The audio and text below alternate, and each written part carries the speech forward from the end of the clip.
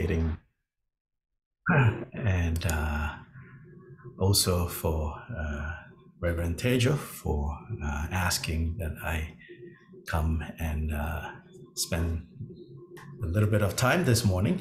I had wished to actually come to the temple, but then of course this and that, this and that, this and that, and so here we are on Zoom. But I hope to see at least some of you in person this afternoon at the Buddha Day celebration that is happening in West Asheville, where our Buddhist community in Western North Carolina is going to gather. And this year, Urban Dharma is playing host to this event. If you come to the temple this afternoon, you will see that we have manifested the title, sort of, the title of a popular book on Buddhist meditation by this Theravada teacher called Ajahn Brahm. Maybe some of you are familiar with his teachings. Ajahn Brahm published a book maybe 10 years ago, and the title of the book was Who Ordered This Truckload of Dung? So we don't quite have a truckload of dung outside of the temple in West Asheville, but we have a huge dumpster.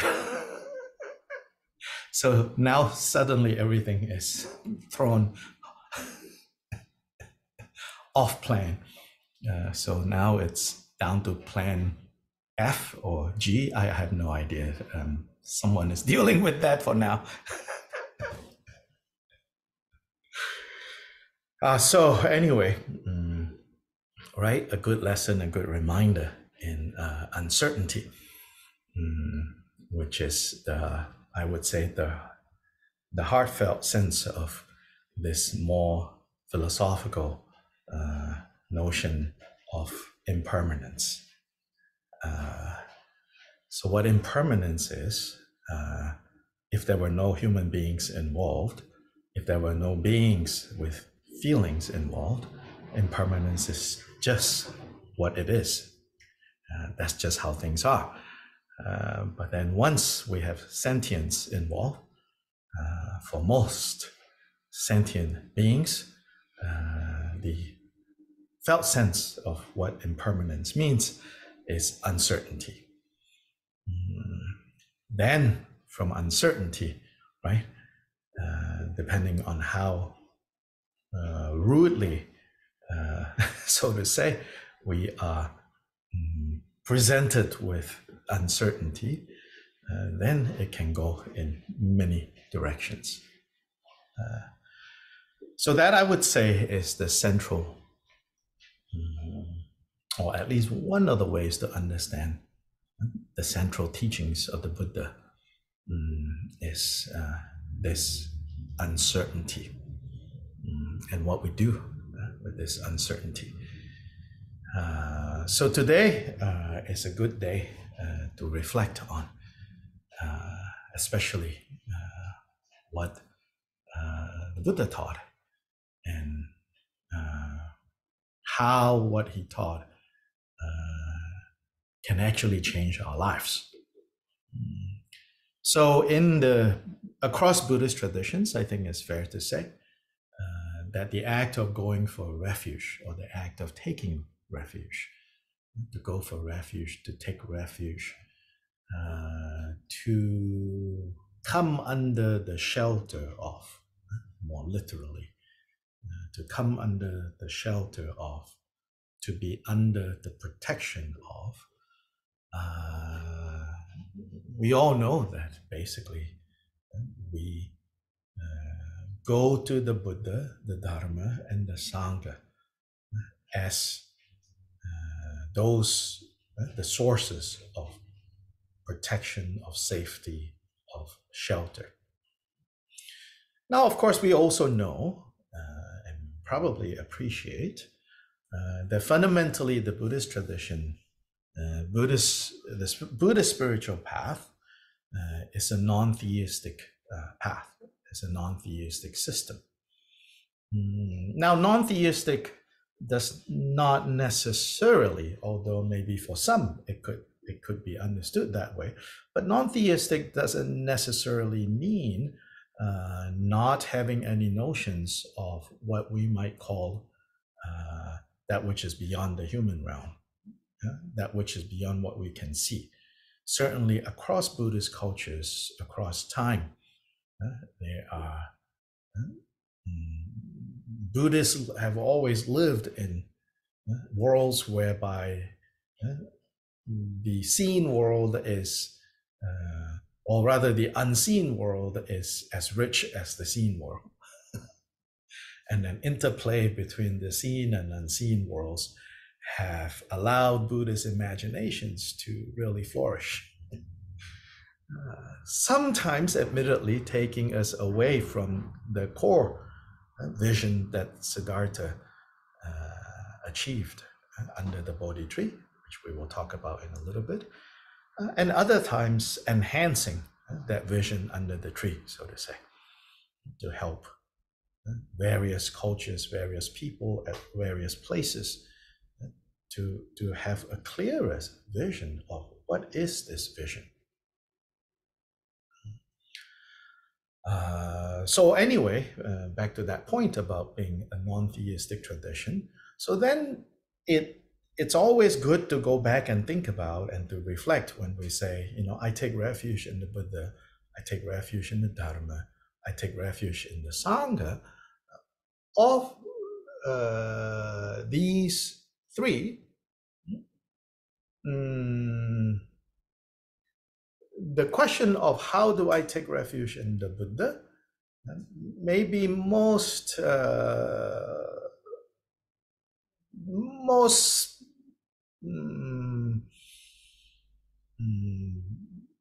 possible to kind of veer off in the tradition of theism. And what do we mean here? Theistic or non-theistic? Again, it's not even really about, whether Buddhists believe there's a God or there isn't a God. Theism and non-theism, I think in the Buddhist context, is talking about how do we conceive where happiness and suffering comes from. Yeah, does it come from a source that is external from us? Is it dependent on some other? And this other could be one all-powerful figure or a bunch of very powerful figures who in some cases turns out to be various guises of the same figure. Could be he, could be she, could be it. Could even be, the universe. So even conceiving it in terms of the universe as the effective cause of my happiness or suffering, in Buddhist terms, that's what we call theism. So when we then position ourselves as non-theistic, I think what do we actually mean? What we actually mean, I believe, is that we are a path. We are followers of a path that says, at the end of the day, right, when we come right down to it, happiness and suffering is an inside job. Happiness or suffering is an inside job, right? Now, footnote, I have to apologize. I somewhere along the way, I got a PhD. So this habit of footnoting just never stops, right? Footnote. When we say happiness and suffering is an inside job, we're not denying at all the necessity of other conditions contributing to this. And so this is not like some kind of spiritual narcissism, like, happiness and suffering is an inside job, so it has nothing to do whatsoever with anything outside of I, right? Or me. Now we're veered off in another direction, whereby that I or me, in a way you could say, has become that theistic notion. Again, a singular. So that's the other aspect of theism, which we are not followers of, at least, broadly speaking. The other aspect of theism is to ascribe a single cause to happiness or suffering, which the Buddha did not accept. Buddha always talked in terms of interdependence. The other side of that coin is, in Mahāyāna traditions, we call emptiness. Now, emptiness is not nothingness. It's not a state of, universal vacuum. Emptiness is simply another way to point to interdependence. So everything that occurs is the result of interdependently arising conditions and causes and conditions meeting temporarily, experiences rising temporarily, and then dissolving back into nothingness in that sense. But this continuous process, and in a way you could say this dynamic process, in a way you could say the always present moment of arising and ceasing. And so this is another way of pointing to what we call impermanence, that arising and ceasing from moment to moment. So based on that understanding, right, then we say, I take refuge in Buddha. What are we actually saying? So what we are saying is, I think, we begin with saying, who was the Buddha? So we need a reference point. And so I'm going to be conservative, or sound conservative, by saying necessarily we have to turn to what we know, or what we're able to know about the story of Siddhartha. That has to be that beginning point. Depending on, which Buddhist you talk to, some might say, we start there and we end there, and that's enough. And so that's enough for them. There are other Buddhists that say, no, we start there. And then throughout time, there are kind of like various expressions of that same principle, that same awakening mind, and how that plays out, that helps to kind of enhance our understanding of what this is. But either way, necessarily we have to start with what we do know or can know about the life of Siddhartha. So generally speaking, what we can and do know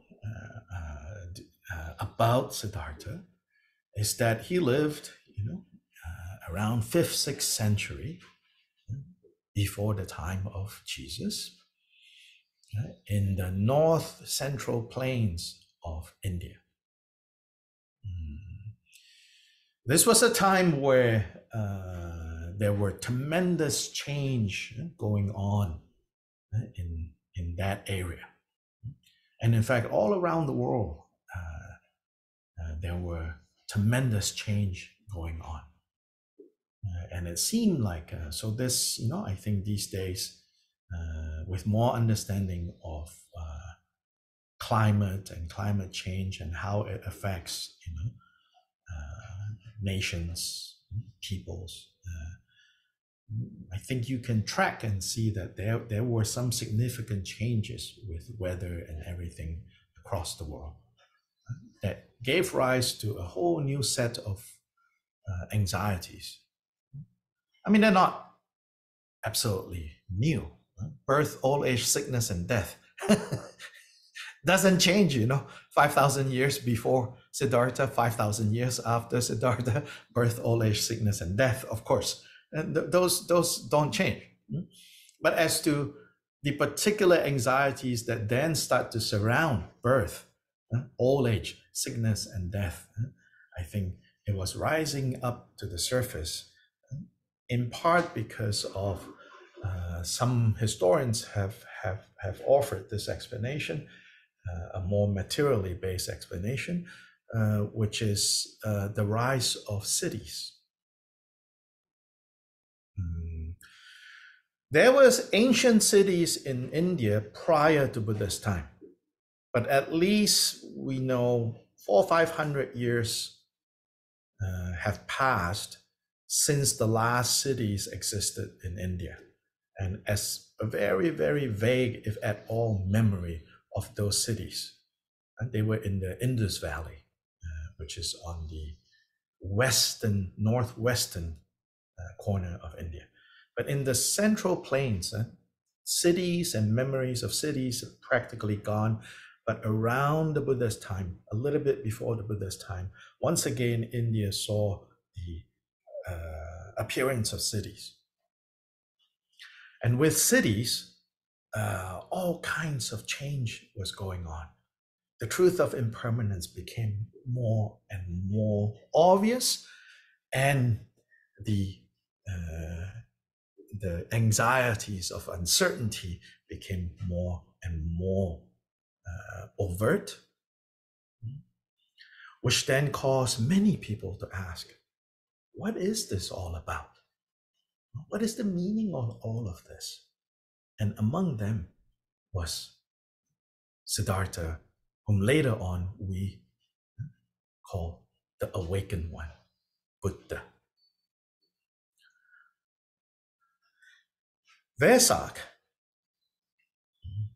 this name Wesak, is derived from the name of the month that we are in, which is Vesaka in Pali or Vaishaka in Sanskrit. So Vesak is from Vaishaka. Vaishaka or Vesaka in the standard Indian lunisolar calendar actually marks the second month of the year in the mainstream Indian lunisolar calendar. Okay, I'm using a technical term, lunisolar. We often just say lunar and solar calendars. So the Gregorian calendar is a solar calendar. Many calendars used in Asia are called lunar calendar. With one, to be more exact, is lunisolar, because lunisolar calendars are lunar calendars that are pegged, so to say, just like currencies in the world are pegged to the US as a reference point in many places. Here, these lunisolar calendars are pegged to the solar calendar as a reference point.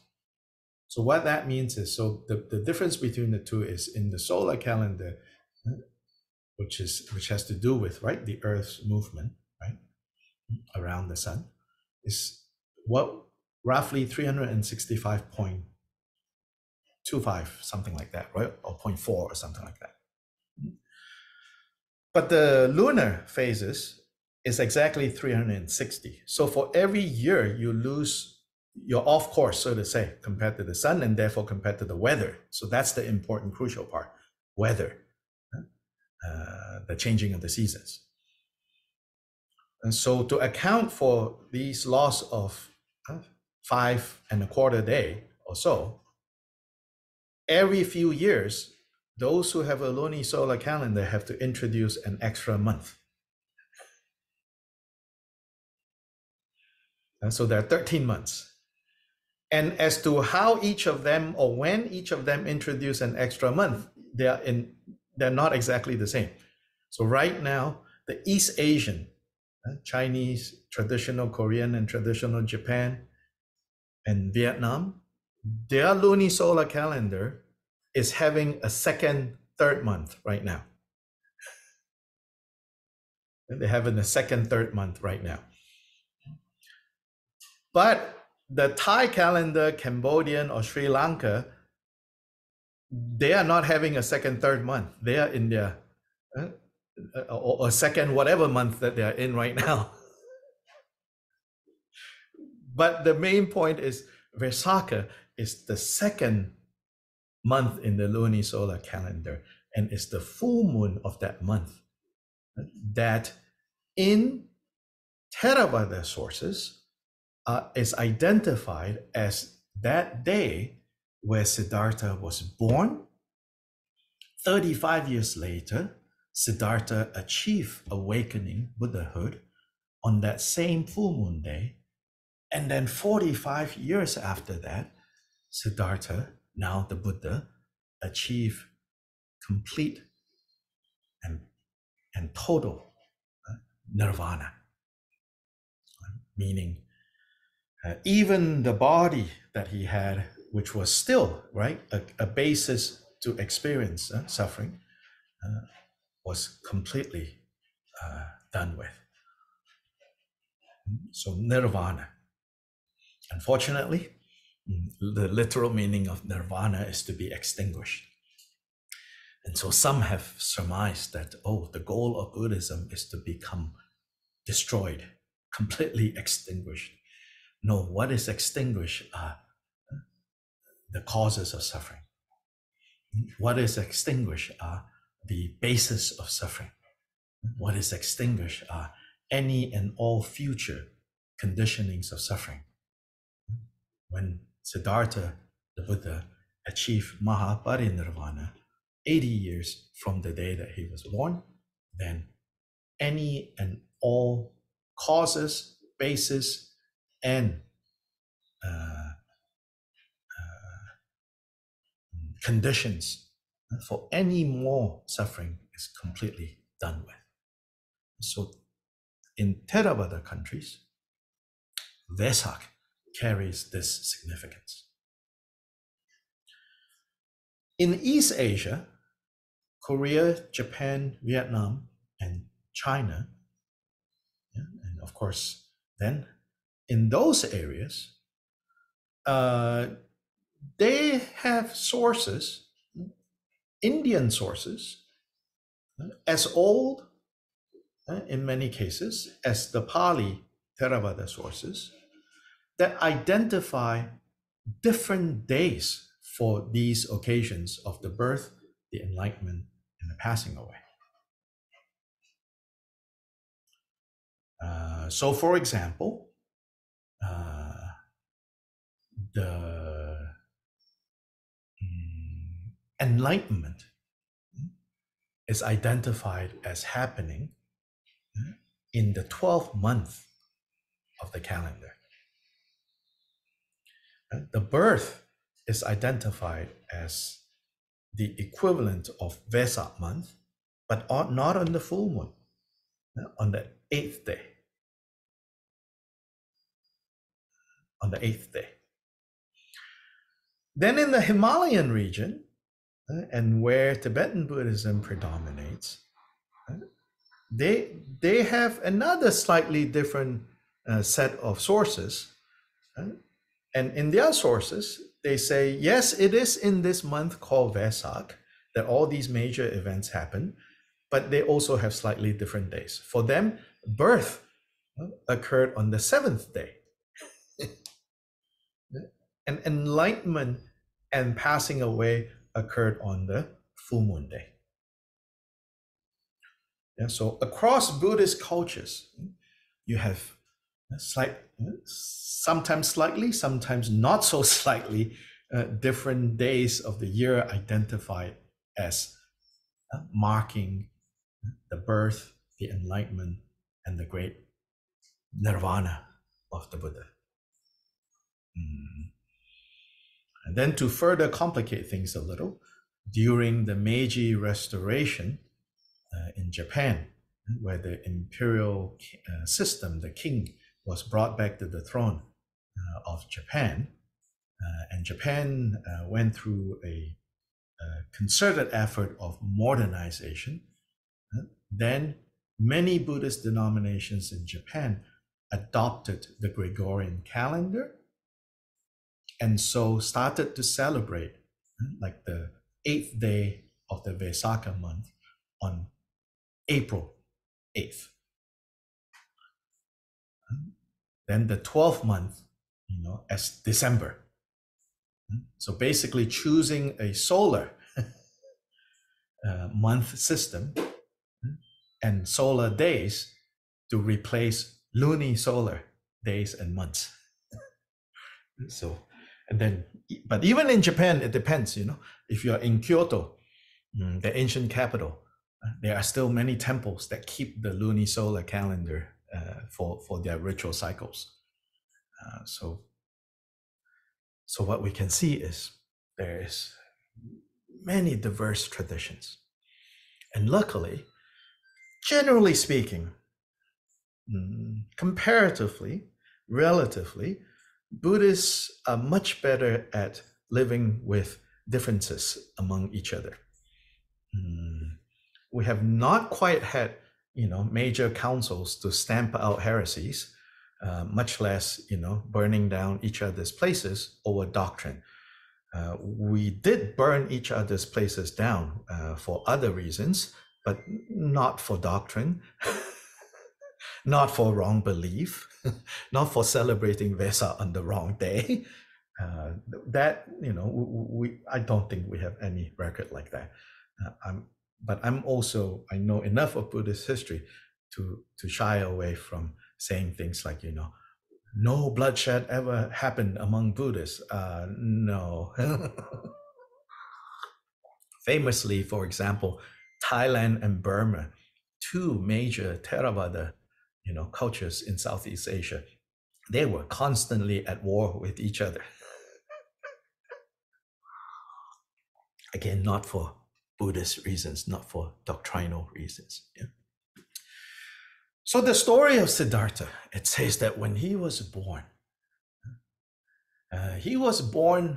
this much we know. I think we all agree that he was born at the beginning of spring season in northern India.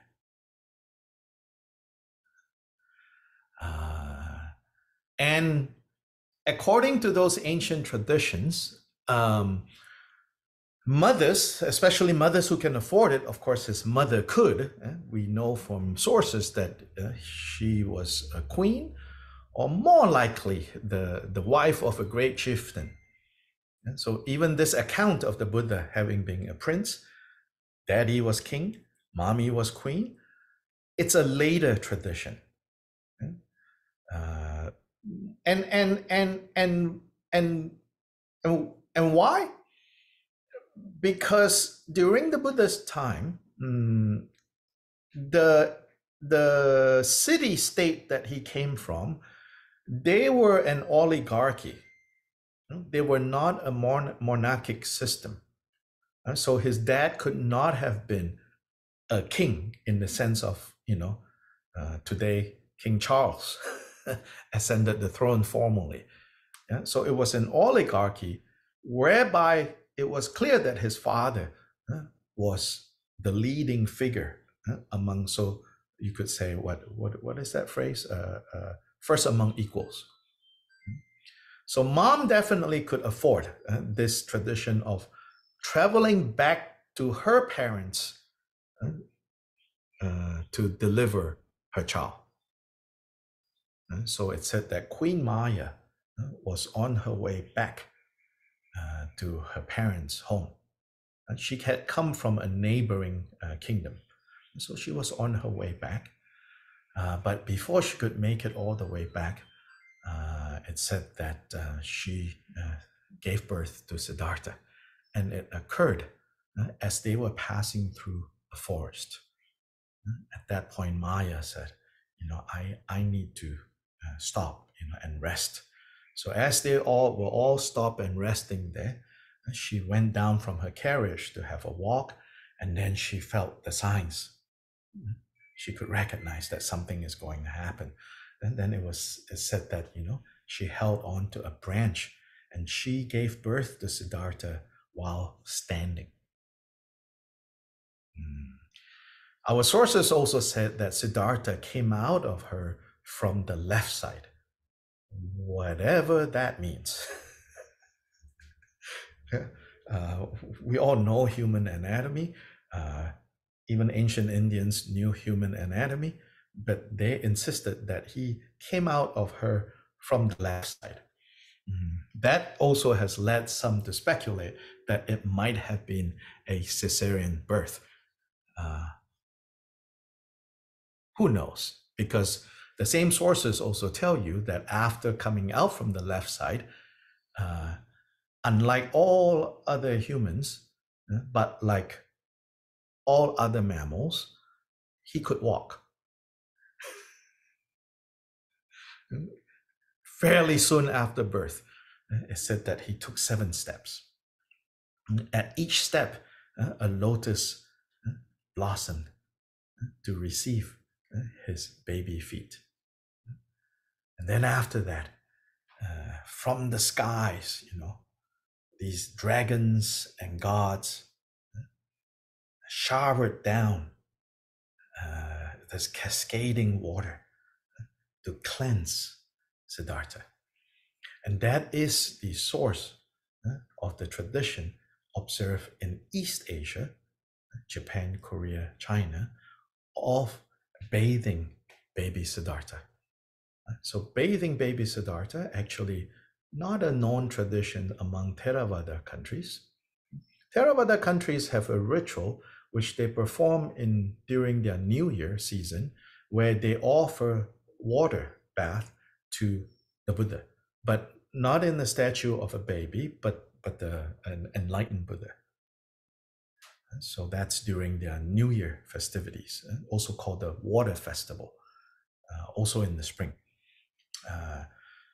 But in China, Japan, Korea, Vietnam, in these countries, there is the tradition of bathing the baby Buddha. So today, Tejo is going to lead our celebration in this tradition of bathing baby Siddhartha. And so then in the liturgy related to the bathing of baby Siddhartha, we are reminded, in the liturgy, in the chant, with, some variation, but basic point in the Gatha, in the verses for bathing the Buddha, it will say things like, fundamentally, the Buddha has no dirt or stains that needs to be removed. But for the sake of deluded sentient beings that still have stains and obscurations, I now bathe the Buddha. And through that interdependence, may our delusions be cleared and cleansed. So then the bathing of the Buddha is an act of compassion. It's an act of recognizing, the condition that you and I, that we are all in, that we are under the power of these bono, vexations, afflictive emotions, mental defilements. Now, although, like the Buddha, our fundamental nature is pristine, but temporarily, due to causes and conditions, meeting, then confusion has covered up this pristine nature. So in bathing the Buddha, we are reminding ourselves of, 1, our pristine nature, 2, the suffering that we are temporarily experiencing. And therefore, to relate, to respond to suffering with compassion, with presence.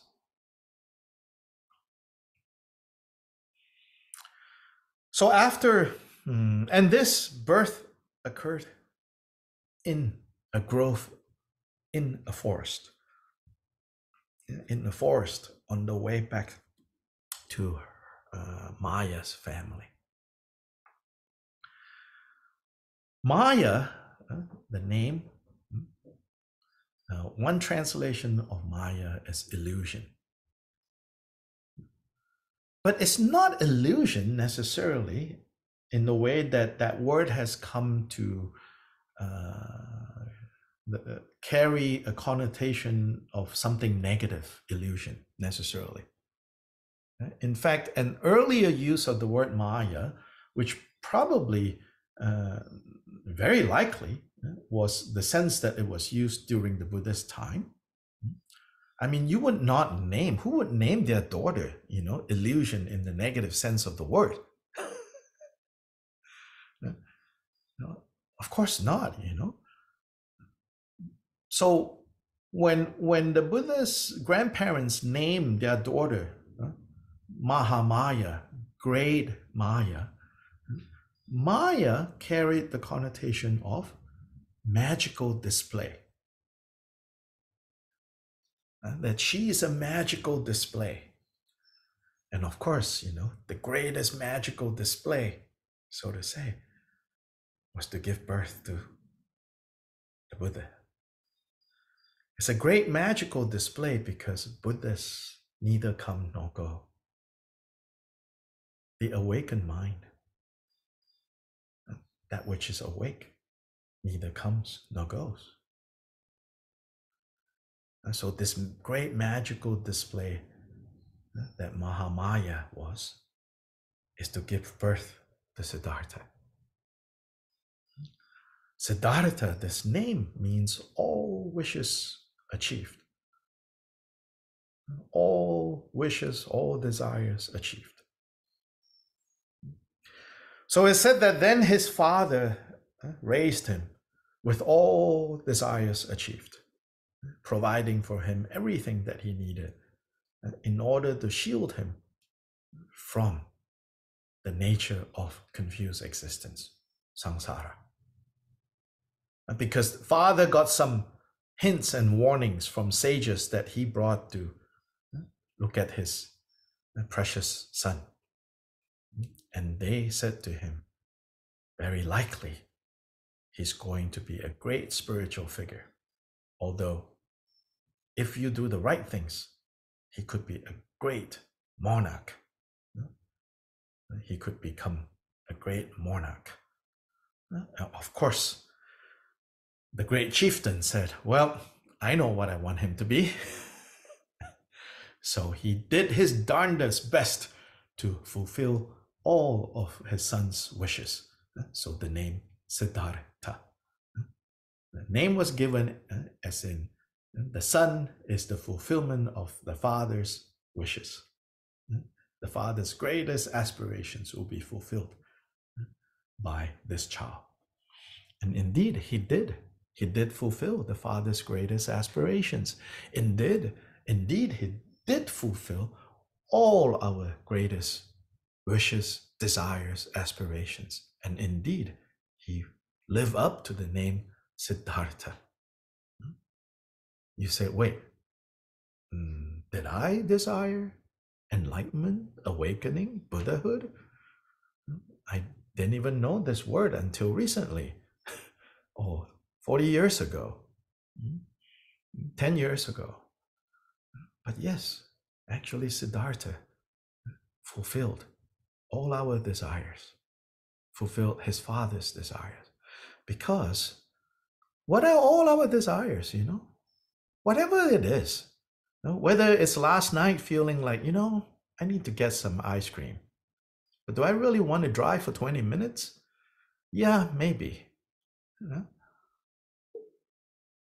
Whatever desires that we have, those that we openly talk about and those that we are a little shy to talk about, those that people will nod in agreement, oh yes, that's desirable, and those that people might censure and say, oh, how can you even want something like that?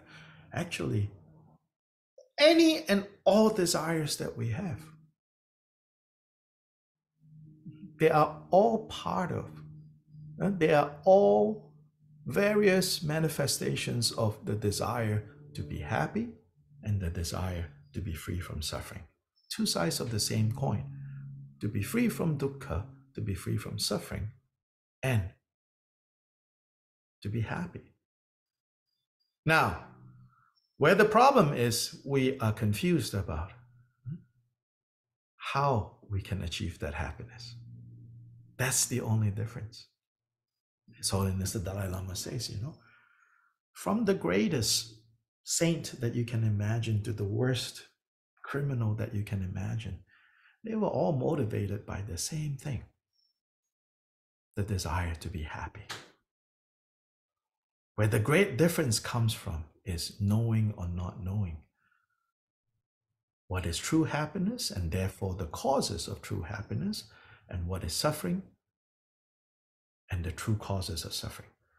This is this fundamental realization under the Bodhi tree, 35 years later, when Siddhartha became awake Buddha. One side of that awakening is about the truth of impermanence, of emptiness. The other side is the truth of form. Hence in the Heart Sutra, which I'm sure you're all very familiar with. What is it about form? Form is talking about the realm of karmic causality, of the causes and effects of happiness and suffering. The Buddha saw completely all of that. That's why we say he's all-knowing. He's not all-knowing in the way that a theistic God is all-knowing. So don't worry. We don't have a big spy, constantly watching what you're doing or not doing. When we say that Buddhists are all-knowing, what we mean is Buddhists know karmic causality in all its intricate details. That when Buddhists turn their mind to any particular situation, seeing someone happy now, seeing someone suffering now, the moment they turn their mind to that, they can see the whole complex web of causes and conditions without any mistake. So it's about seeing causality. And we even say things like, in some poetic fervor, in some devotional fervor, we say, oh, Buddhists know past, present, and future, right? And sometimes we think, oh, this is like God. That's not the central point. The central point when we say Buddhists or awakened ones know past, present, and future, what we are really talking about here is Buddhists know the truth of causality. The other word for that, interdependent arising. We don't see karmic causality. We don't see the truth of interdependent arising. So we go about, even as we want happiness, we go about destroying happiness, bulldozing happiness in search of happiness. But Buddhists see clearly. And so what the Buddha taught is how to navigate this mess. And finally, how to go beyond this mess. So for 45 years then, he taught tirelessly until enlightenment happened in the forest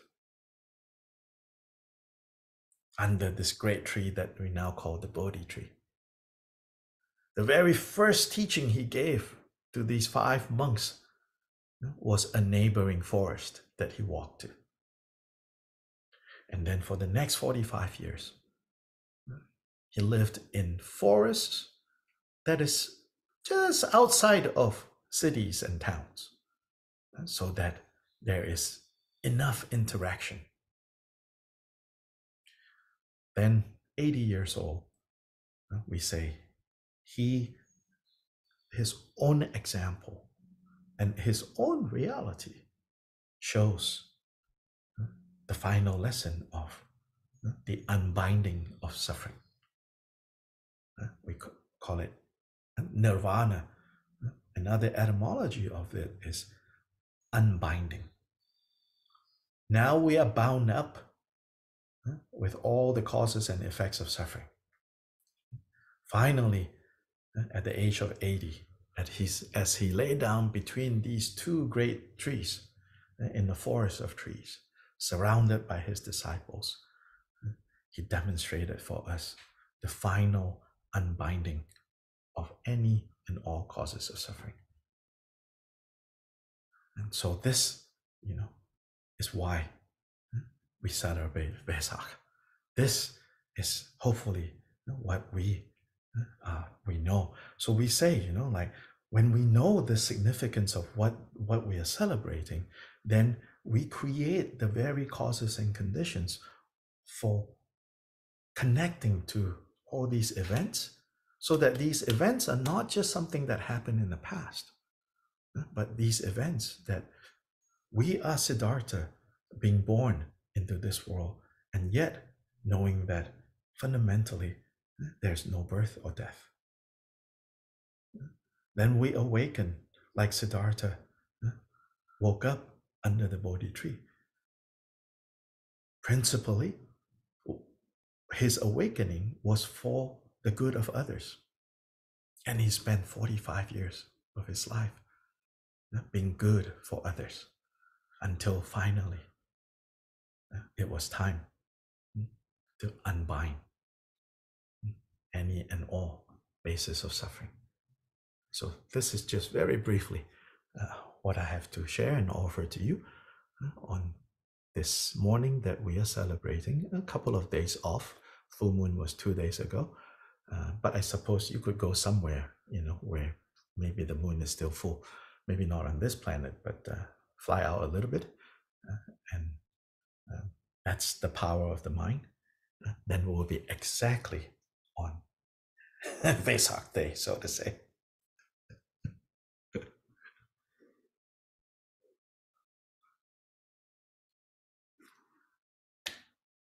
We have 10 minutes or 9 minutes or 8 minutes, or we could run off as well. It's so up to you all. Maybe questions or comments, right?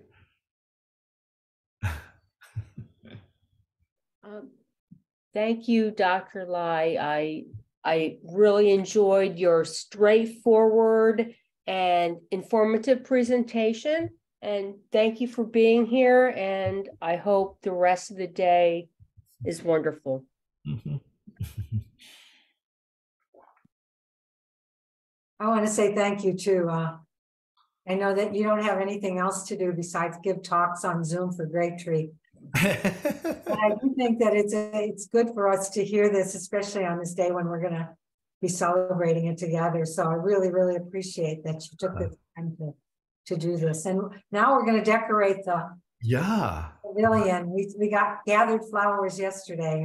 Okay, wonderful. Yes. So what we are going to do is then we will set up the table like last year, so then you will bring the pavilion and set it on the table. I need to figure out whether we're doing it inside or outside. Outside has the big dumpster. Oh, So we might move inside. Basically, it's a roof emergency. They are putting a new roof on and to capitalize on before the rains come again. So the last bout of rains, there were some leaks, and so that's sort of like the good timing. Yes, right. So I joked about how Thich Nhat Hanh says, right, no mud, no lotus. So no dumpster, no lotus. So then a big dumpster turned up, very appropriate for Wesak, I suppose. Well, we'll see if the lotus comes. Yeah, right. Well, we've got a few more minutes. Does anybody want to say anything else? Or ask a question, or? I just wanted to say one little thing, which is that, there are all kinds of ways of talking about causality and interdependence and all. But I love that you put so much delight into telling the story. It gives a whole different way of connecting with things we've heard before, but they feel so fresh. So thank you very much. Yeah, sure. Thank you.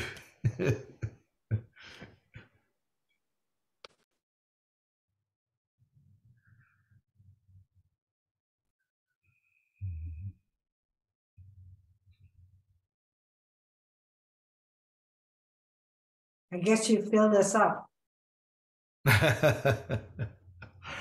And then So why don't now we time to empty, right? Yeah, right, right. Isn't it pretty much the same thing? Yes, exactly. I Yes, call emptiness everythingness. right, right, absolutely.